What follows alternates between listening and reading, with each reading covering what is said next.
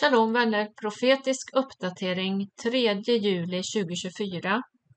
Vi kommer inte lägga ut profetiska uppdateringar varje dag som vi har sagt här nu. Men det blir tätare ibland när det är något viktigt och något väldigt viktigt. Här kommer en rykande färsk video med Amir Tsarfati i Israel med svensk text. Och det här är bland de bästa nyhetsvideor som Amir har gjort, tycker vi. Mycket informativ och balanserad. Vi kan ju alla ha olika frågor som vi undrar och skulle vilja ställa. Vad händer nu i Gaza? Är Hamas besegrade? Hur fungerar IDFs strategi? Kommer Israel tvinga Hizbollah i norr bortanför Litanifloden i Libanon? Över 80 000 israeler är ju fortfarande evakuerade från norra Israel. Hur ser helhetsbilden ut av situationen i Mellanöstern? Vad händer i Europa, i Amerika? Ja, Amir ger svar på allt detta och mycket mer. Och så till sist kommer den viktigaste uppmaningen från Amir till oss alla i denna onda och turbulenta tid som vi lever i. Det finns frid, det finns hopp i Messias, Jesus. Tro på honom och överlåt ditt liv till honom och förtrösta på honom. Det är det viktigaste av allt. Men hoppas att den här videon får ge svar på många frågor som ni också kanske har och att den får vara till hjälp. Så med detta vill jag önska er en fin dag, Guds välsignelse och shalom. Evening from Galilee, from Israel. I'm Amir Tsarfati, and this is our weekly Mideast update. We have a very, very packed program today, but before we start, allow me to start with a prayer. Father, I thank you so much for being in full control of all that is going on around the world. You prepared us for that. You told us not to be alarmed even when these things happen. So now we ask that this broadcast will educate people, but not cause them to be afraid or alarmed, but rather to be comforted that you're in full control and to be able to understand the times and the seasons in which we live. We thank you in Yeshua's name. Amen. So shalom everyone. This is Amir Tsarfati and we are live from Connect, our hub here in the Jezreel Valley in Israel. And today we have a very packed Mideast update. Take a look at how many different topics we're going to cover today. So as you can clearly see on this side of the screen, we're going to talk about a Gaza update, the northern border, the preparation for war. We're going to talk about what's going on in Jordan and the panic that is going on there because of some things that are very interesting. There are great tensions between Turkey and Syria on the border, and we'll ask ourselves why and where. And then, of course, we'll talk about an interesting survey among Palestinians in the West Bank and Gaza. We'll also talk about what's going on in the Biden administration, in the French elections, and much more. So there you go. Let's start with Gaza. I promise you, you will understand much more of what's going on after you're watching this particular map, moving map. So take a look at this. We're going all the way down to Gaza, the familiar map with the 5 different areas that the Gaza Strip has in the north, the city itself, then of course the Khan Yunis area, the central camps, Khan Yunis and Rafah. But now let me show you a very important thing. Israel controls the Netzarim corridor in the center and also in the very south, the border between Gaza and Egypt, the Philadelphia corridor. This is a very painful thing for the Hamas because we literally stop the flow of munition and weapons all the way from the Egyptian side into Gaza. And we also are monitoring who is walking or trying to get up north to the city of Gaza. Now, let me move forward and try to explain what is really going on over there, because this is something that you need to understand. There are several active combat zones right now throughout the Gaza Strip. There is down in Rafah, not only in the camps, in the refugee camps, but also close to the Mediterranean seas. You can see we're pushing the people further up north, and you'll understand why in a few seconds. Israel also is operating right now back in Khan Yunis.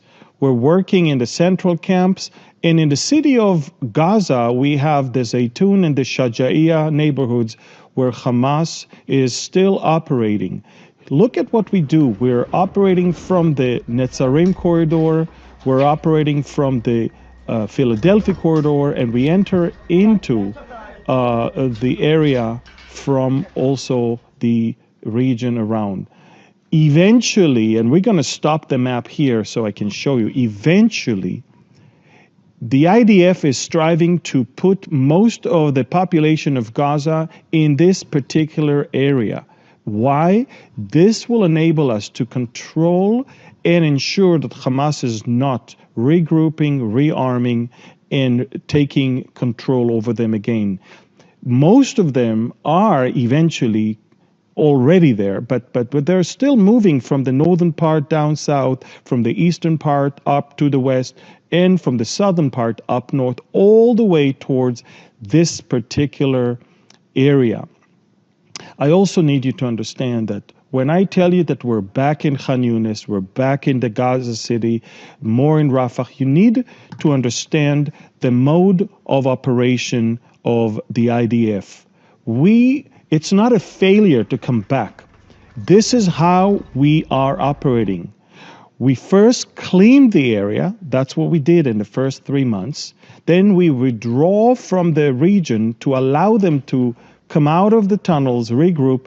Then we have a surprise attack, kill hundreds of terrorists, clean it, withdraw again, let them regroup again. And this way, we are destroying more and more and more, and we're allowing those that haven't been killed yet, those that are still hiding in the underground, to come up, try to move, and that's when we move in and we destroy them. So you're going to hear more and more and more of IDF raids in Khan Yunis, in Rafah, in the central camps, in Gaza City, and in the north. That's how we do things. Now, let me make it also very clear that we're striving to eventually not stay all in Gaza with 3 divisions. Right now, there are 3 major maneuvering divisions up north, 98, on the Netzarim corridor, Division 99, and down below in Rafah, there is Division 162.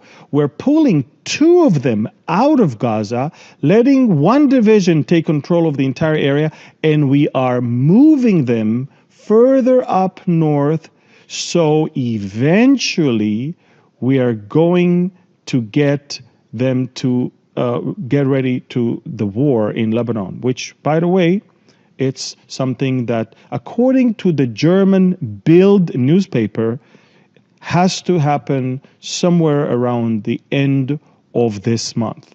Now, you know, earlier before, people talked about the war in Lebanon in January, and then in March, then in May. But this is the first time a very established newspaper that is quite friendly with the Israeli government is setting date post the Rafah operation and not prior to it. Remember, we burned 3.5 months waiting to get into Rafah. Now we're already there, we maneuver, we destroyed most of the Hamas battalions there. So now, with greater confidence, we can say that there is a date, there is a time for us to move up north.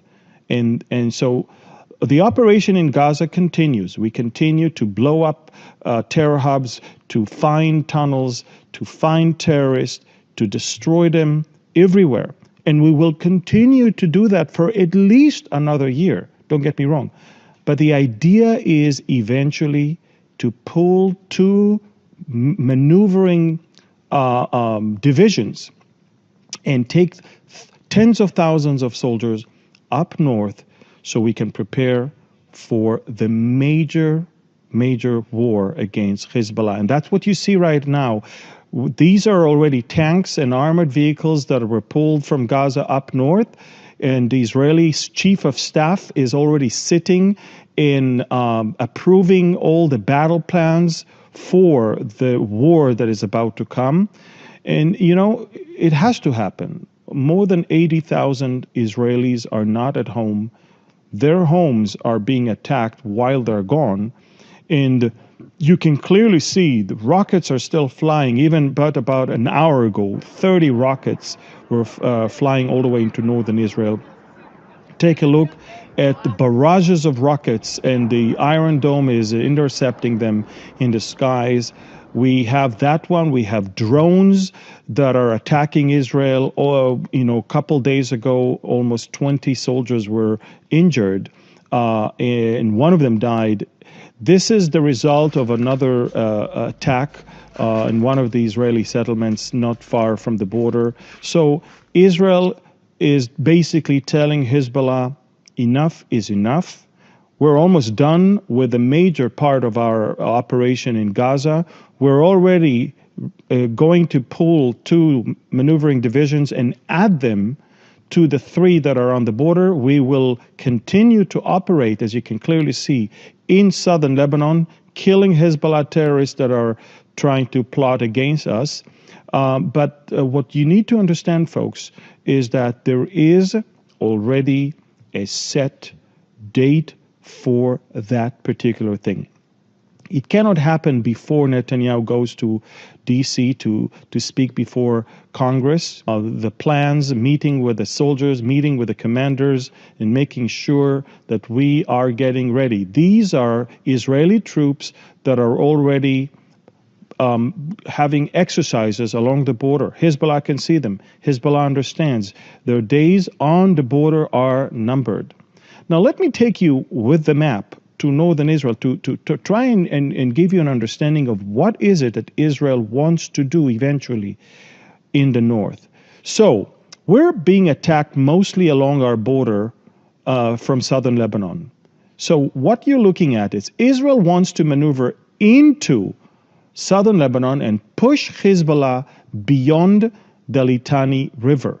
We're planning on having not only airstrikes, but also ground maneuver from not only the northern border with Lebanon, but maybe even bypassing the Hermon and coming from the Syrian part.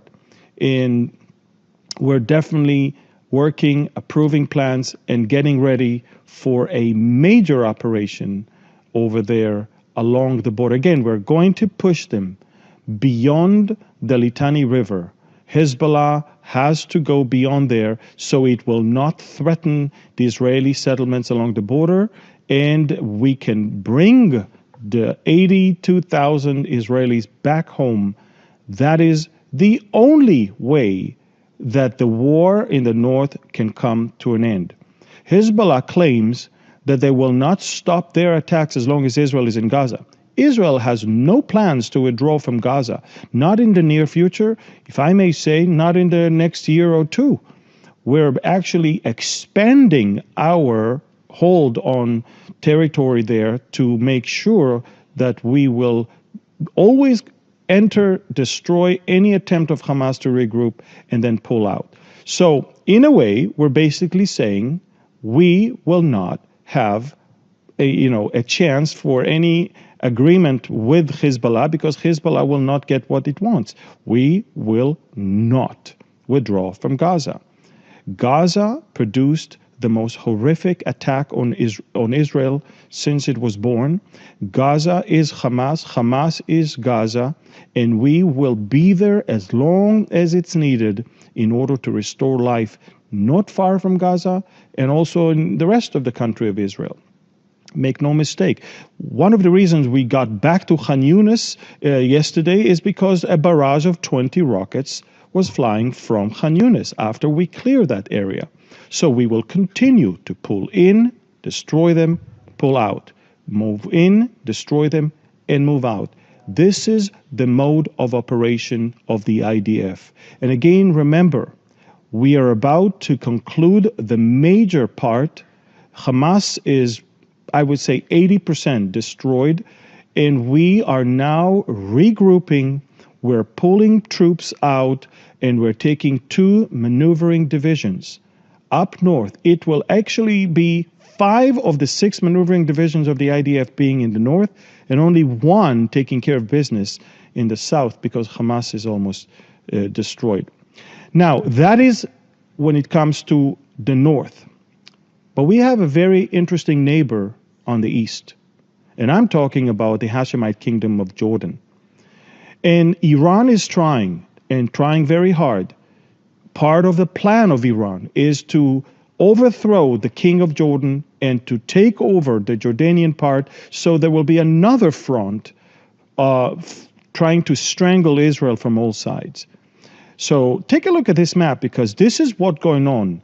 Weapon and ammunition from Iran is flowing into Iraq, from Iraq all the way into Syria, and from Syria into Jordan. From there it splits.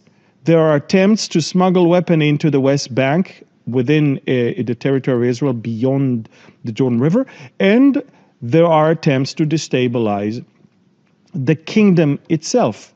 Hamas, by the way, received instructions to destabilize the streets in the Jordanian capital and other cities.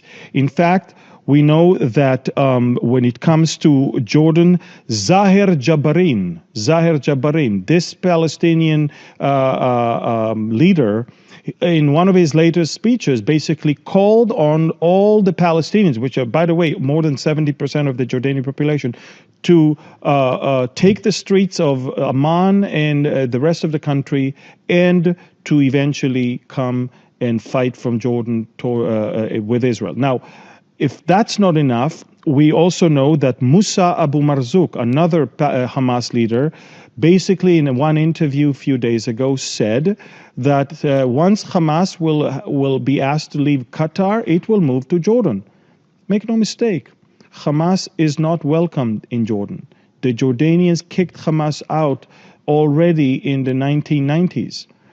So saying that is basically undermining the efforts of the kingdom and the king of Jordan to reach stability in that place.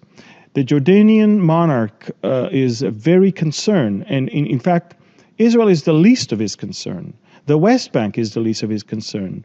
The major problem that we see that the Jordanians have to deal with right now is the Iranian attempts to destabilize the kingdom and the smuggling. And they're using Palestinians that live in Jordan to be part of the network that smuggles weapons and ammunition from Iraq and Syria into Jordan, and from there, as I said, also into the West Bank. This is what we just captured yesterday. We captured over 70 pistols and also parts of M16s.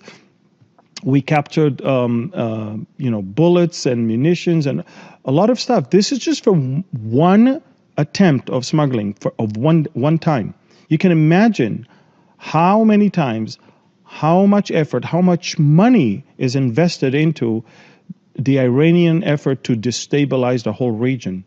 And again, Iran is the head of the octopus. And if we don't deal with Iran, it's going to continue to destabilize the whole region. Now, if that's not enough, ladies and gentlemen, we have more problems up north. And that's not concerning Israel as much as it's concerning Turkey and Syria. A few days ago, whether it happened or not, I don't know, but I know one thing. Everybody thinks it happened. It may have happened. A 5-year-old Turkish girl was raped by a Syrian immigrant or refugee in Turkey. The rumor or the news broke out, and immediately Turks took the streets and started attacking any Syrian they see, Syrian refugees in Turkey. And in response to it, Syrians started attacking Turkish soldiers and Turkish encampments. These are the streets of Turkey, in the city of Hatay and other places. But I want you to see now a map of all the Turkish outposts within northern Syria. Take a look at that. All the red dots that you see on that map in the very north, in the gray area, the red dots are Turkish outposts. We're talking about dozens of them. And these are Turkish soldiers with Turkish armored vehicles and tanks and all of that.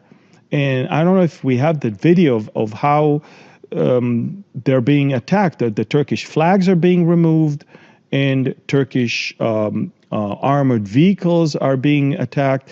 And there are great clashes right now between Turks and Syrians up north. And again, there is a great attempt, or that's a Turkish armored vehicle and a Syrian person that says these Turks are under our feet. That's in the city of Afrin in the north. But take a look at this. They're very angry with the Turks.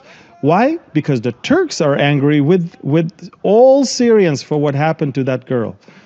And you also need to understand that Turkey cannot afford losing control over what's going on in northern Syria, because that affects them as well. So look at this. They're even lowering or tearing down the Turkish flags from all of the Turkish outposts in that area. Again, great tensions. It's going on for a few days already. And speaking of Syrians, rape, girls, I want you to know this is not the only time and the only place where we see this happening. We know that in Germany, a 20-year-old Polish Greek immigrant, because of a cross that he was wearing, he was killed. He was murdered by a gang of Muslim migrants in Germany, led by a Syrian asylum seeker. They were beating him so hard that he was unconscious for 3 days in a hospital, and eventually he died. All he did is going to his sister's end of the year of indoor high school party, and on his way back, walking through the park, a group of Muslim migrants led by a Syrian 18-year-old caught him, and because he was wearing a large cross on his chest, they attacked him, beat him up, and eventually he died. That's not the only case. In France, a 12-year-old Jewish girl was actually gang raped by Muslim youth. And why? Because she is Jewish. They found out she's Jewish. They found out that she come from Jewish background, and they decided to set a date and raped her. And it getting so absurd what's going on in Europe that in Germany there was a girl that was raped, and eventually, guess who is the one who's going into prison? A friend of her that criticized the rapist online. She's the one that is being sent to jail, while the rapists are walking out free, because there is tolerance towards them, because they're very, very unfortunate people. That's the progressive madness that Europe is afflicted by. And all of that, the progressive madness, you can see that all across America as well. But some people, can see that there is, there's a great reason to wake up from all of this. Before I move to the debate and what happened in D.C., I want to tell you that the war in Gaza and also what's going on in the West Bank is definitely something that is leaving its mark on the population, the Palestinian population. And according to a survey that Dr. Khalil Shkaki, he's the major person who's conducting surveys in the West Bank. By the way, he's the one who found out that most Palestinians are in favor of October 7th. But he just found out in a survey that 25% of the Palestinians, both in Gaza and the West Bank, actually want to migrate out of this area to Europe, America, and other places. 25, I mean, a quarter of the Palestinians want to move out of here. And if you ask me, I call it blessed subtraction. If you don't want to be here because of stuff that you do and because of the consequences that are coming because of what you are doing with this horrific, satanic, genocidal nature that you have to destroy Jews everywhere all the time, then move, go out. Let's see if it goes better elsewhere. And trust me, it's not going better, and you're going to hear about it in a few minutes when it comes to France and in Europe in general. But before we do that, a few days ago, there was the presidential debate, and CNN was running it. I think they did a pretty good job. And the whole world, for the first time, was able to see that there is a problem. There is a problem in the Oval Office. There is a cognitive problem with the President of the United States. I mean, this is just one. Take a look at this. Asylum officers. President Trump? I really don't know what he said at the end of that sentence. I don't think he knows what he said either. A problem to even understand what he said. But the thing is this, the media was covering up this whole thing for far too long. And if you think that there is a cognitive issue with just the president, let me tell you, there is a cognitive issue with the vice president as well. Take a look at this video that tells you a lot about what we have in the White House. What can be unburdened by what has been? What can be unburdened by what has been? What can be unburdened by what has been? What can be unburdened by what has been? What we can see, what we believe can be unburdened by what has been. What can be unburdened by what has been? What can be unburdened by what has been? What can be unburdened by what has been? What can be unburdened by what has been? Who we can be unburdened by who we I think you've seen enough. It's a 4 minutes long, and trust me, we captured a little bit of this phenomena of parroting sentences that makes no sense and saying them everywhere all the time because you really don't have anything else to say, because you cannot even construct something of your own. But I want you to know, folks, that the weakness that is being projected from the Oval Office is having an effect not only on what's going on with the presidential elections in America, which, by the way, the lead of Trump is growing by the hour. But I will also tell you that a day after the debate, we could already feel the aftershock. And when it comes to the Arab League, look what they decided. The Arab League, a day after the debate, knowing that Hezbollah is designated as a terrorist organization in America, after their own decision to designate it in 2006, if I'm not mistaken, as a terrorist organization, now they are already moving it from that list.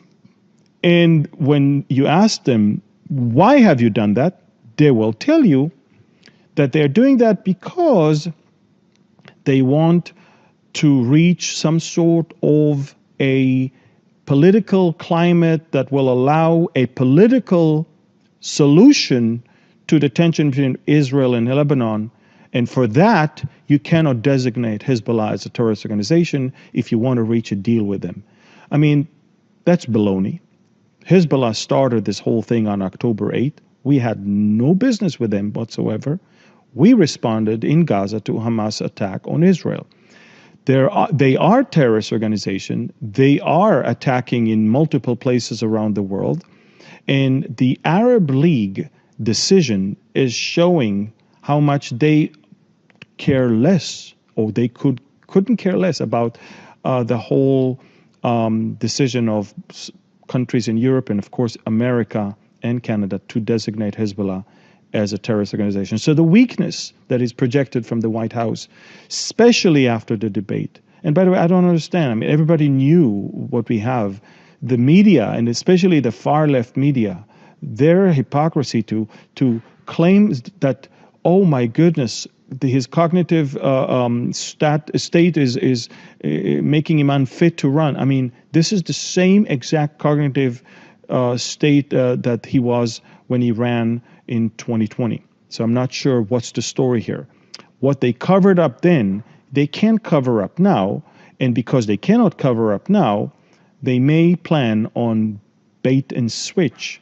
And God knows who they're planning on putting right there before the convention later on in Chicago. Now, we're going to conclude with the French elections because what's going on in Europe, the progressive left madness, in the uncontrolled Muslim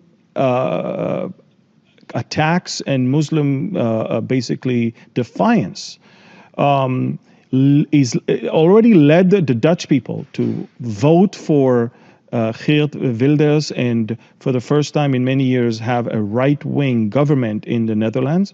In the latest elections to the European Parliament, the right wing got stronger, much stronger, and that caused Macron to disperse the parliament in France, and the elections that started last Sunday brought Marine Le Pen, the leader of the National Party, to reach 32 or 34.2% of the votes.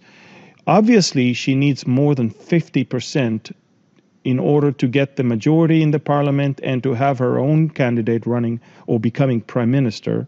And for that, she needs to team up with someone else. But I want you to know that in the French parliament, there are 577 seats. All she needs is 289 seats. Right now, she's somewhere in between 230 to 260. The hopes of many people in France is that in the second round, this coming Sunday, people will understand that they need her. Now, let me show you a glimpse of the difference between the left and Marine Le Pen. Take a look at what her supporters look like on the eve of her victory. Nationalists. They want France to be French.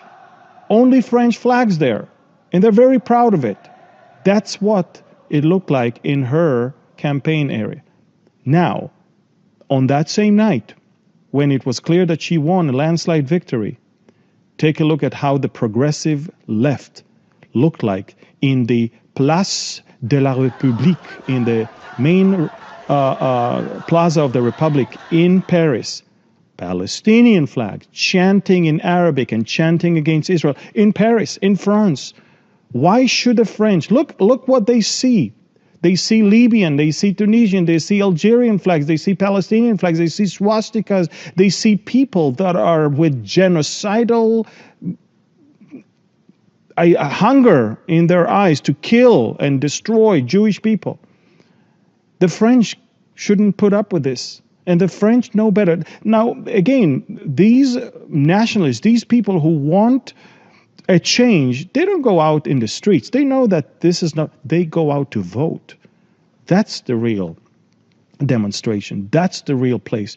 And I want to urge also you guys in America, go to vote. It's important. And let's conclude with these words, because it's important. We just understand there's so much progressive madness around us. The majority of the world is looking at this progressive left mental cases that are being on the fringes of our society. However, remember that Satan always works on deceiving both sides to eventually bring about chaos and destruction. After all, he's all about stealing, killing, and destroying. The so-called sane and reasonable conservatives, unless they are born again, they can be also as delusional and poisonous as the left, and don't fall into it. The only way to stay focused, clear-headed, and sharp in our world, one which is ruled by Satan, the prince of this world, is with the help of the Holy Spirit and by His great power. shortly before his crucifixion, burial, and resurrection and ascension, Jesus said these words to his disciples: I will ask the Father, and he will give you another advocate to be with you forever, the Spirit of truth. The world cannot receive him because it neither sees him nor knows him. But you do know him, for he abides with you and he will be in you. These days are evil. We're about to see even greater doses of demonic madness and satanic activity, which will lead to wars, chaos, and destruction. Yes, my friends, these are the last days. Now, you can choose to bury your head in the sand and in order to simply feel happy, or you can look around you and grasp the severity of our times and season. There is hope. There is a way. There is a source for real peace, even amidst chaos and war. It's all in the Messiah. Believe in him, receive the Spirit of truth, and walk in his light in these dark days. As John 3:16 says, for God so loved the world that he gave his only begotten Son, that whoever believes in him will not perish, but will have everlasting life. So I want to encourage you to not be scared and get panicky when you see world events all around you. I want you to understand there is still hope, there is future, and there is a way. It may not change the fact that the world goes the wrong direction, but it will change the fact that you will no longer go the wrong direction. It will basically give you peace in times of war. And that's, of course, our Messiah. And again, you can be as conservative as you want. If you don't have the Holy Spirit in you, you can actually fall into so much deception, conspiracy, and a lot of it is anti-Semitism as well. Be careful. Don't fall into that trap. Stay focused. Stay close to the Lord. Stay close to the Word of God. And remember always to test things when it comes to world events with scriptures, and allow the Holy Spirit help you as you do that.